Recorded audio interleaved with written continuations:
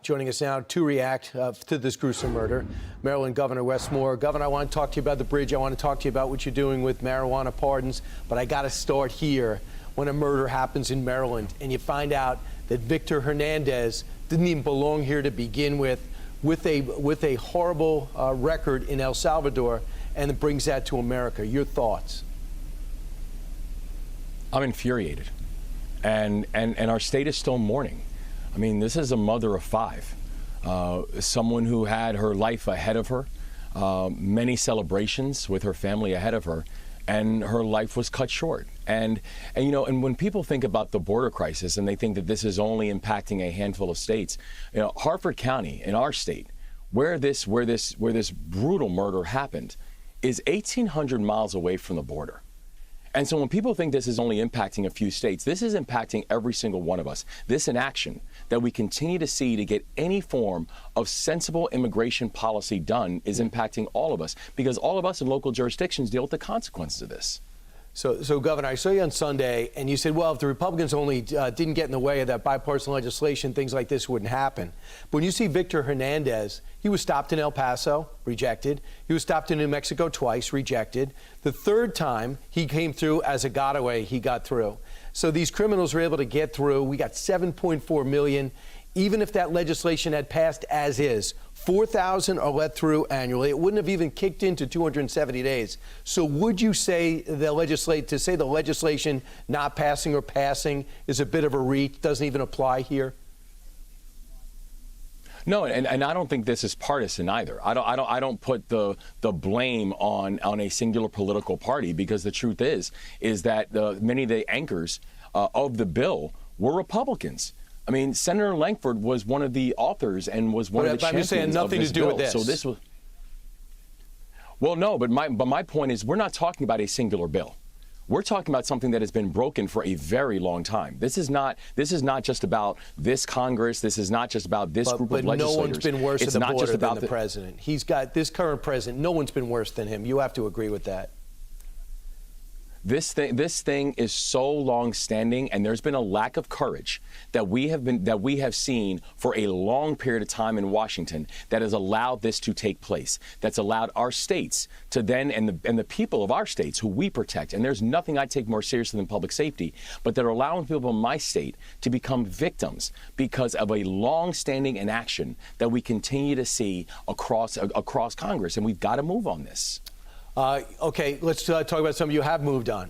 Governor Moore, you're issuing pardons for 175,000 people who have been convicted of marijuana in some way, shape, or form. You pointed out to me, it's not so much people that are in prison, but it's on their records. You're going to expunge it.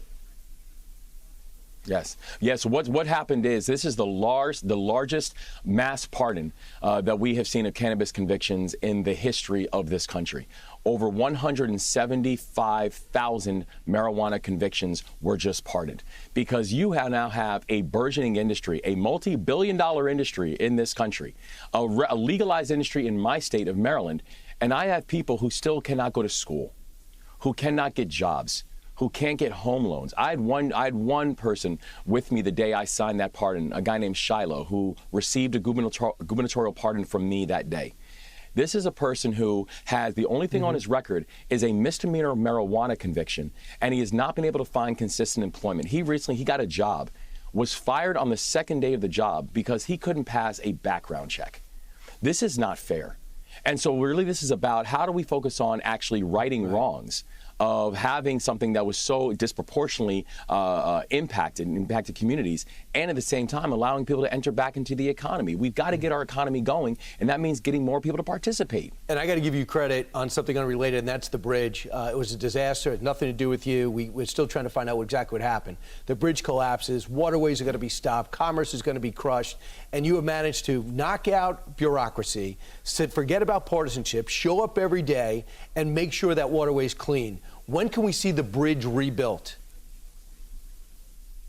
I want that bridge built ASAP, because the bridge is a core artery for the health of the Port of Baltimore. And that first morning, I gave 4 directives. We need to give closure and comfort to the families of these 6 Marylanders we lost. We need to reopen the federal channel. And they told us it could take up to 11 months.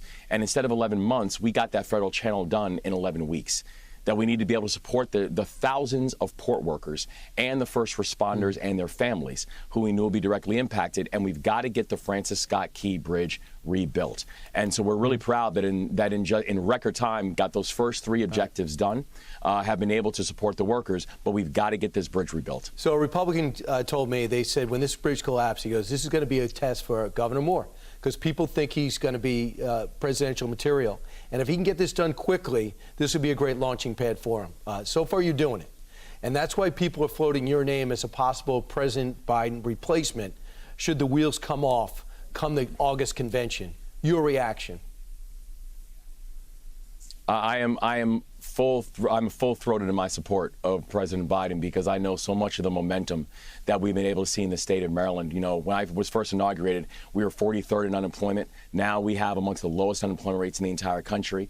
That we've been able to slash the homicide rates and the violent crime rates in the state of Maryland, where Baltimore now is the fastest drop of homicides of almost any major American city in this country. We've done it because we've moved bipartisan. We've done it because we've moved and built bridges. We've done it in partnership with the Biden administration, and I'm excited for another 4 years to have a chance to work with President Biden. What about if your name was offered as a possible replacement? Should there something happen at the convention? How would you feel about that? Do you think you're ready? I think that President Biden is not just the nominee. President Biden is the best candidate for the presidency, and it's the reason I'm supporting him, and the reason that I look forward to engaging all throughout the campaign season to get him reelected. I know the number you just talked about, crime going down. That's a good thing in Baltimore. It's got a long way to go. Anyone who's been through there, and I think you know it. But what do your constituents say about the state of the economy in this country?